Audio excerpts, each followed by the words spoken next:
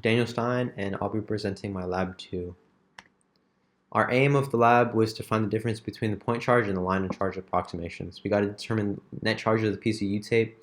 This is accomplished by moving a simplified point charge model to a line charge model. It shows us the charges are distributed along the line charge. Some principles that we used was Coulomb's law, which is the same principles as Lab 1. In our model, we determined that the charge tape has a net excess charge of 7.6 coulombs, which is roughly 4.77 e to the 10 electrons. Some assumption we had to make was that it's a uniform linear charge distribution, no air resistance, perfectly rigid tapes, and fixed geometry. We predicted that the model would say that the electric force equals force gravity. Observations we made was the model shows that the tape is modeled after a collection of point charges summed up to get the force.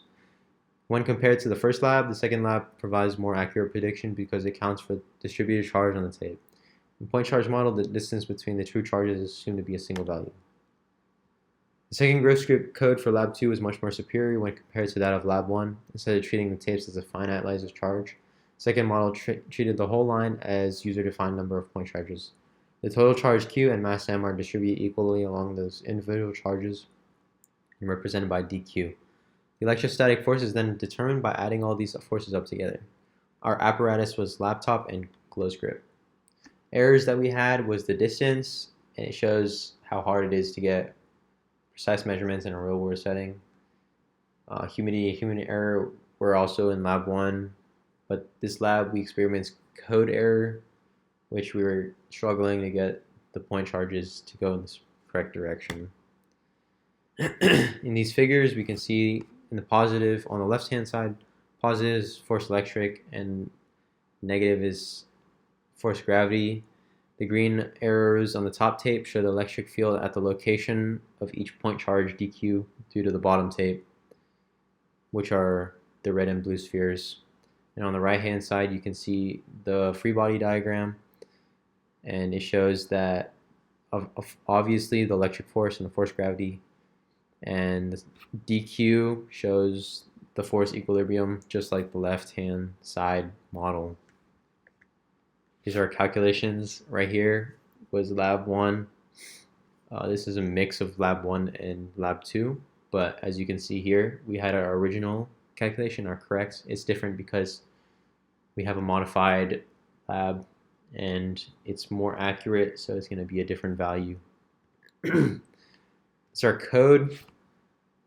It's basically does almost the same thing as the first lab, except it takes a charge tape, and at every point of that charge tape calculates the electric field, and when you calculate that, the original code gave a value of, or a charge of 3.3 times 10 to the negative 9 coulombs, and the next one, Lab 2, gave 7.649 times 10 to the negative 9 coulombs. It's considered more accurate because it better accounts for the physical shape of the tapes.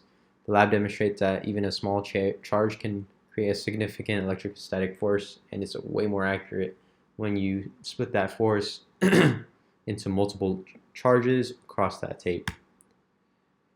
This is Lab 1, just for reference, and then our model comparison. So we can see that it's very different from the point charge and the line charge. And the reason we see the discrepancy in the data is because of the simplification and charges in Lab 1. The model simplified the tapes into single points. We got to assume that the separation distance is larger than the tape's length. This is not accurate, and a better representation is a line charge with point charges along the line. Our final calculated values are right here, and you can see on the bottom here, this is our result from the glow script, and it matches with our calculations.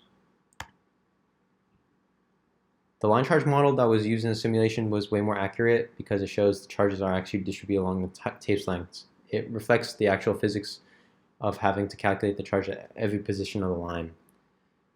This lab shows the simple models do accurately reflect how a model will actually perform in the real world. We realized that a simple model like Lab 1 is great for learning how a system works, but it uses a lot of liberties because it's not possible to factor all different elements that may influence the system. This lab addresses the objective for refining the charge estimate on a piece of charge tape. It's done by moving the simple point charge to a more accurate line charge model. Point charge model is easy to compute. It fails to account for the geometry of the shapes, leading to underestimation of the charge, which is 3.3 e negative 9c. Line charge is 7.65 e to negative 9c. This accurately reflects the charge imbalance of more accurate show how different charges influence the resulting net charge.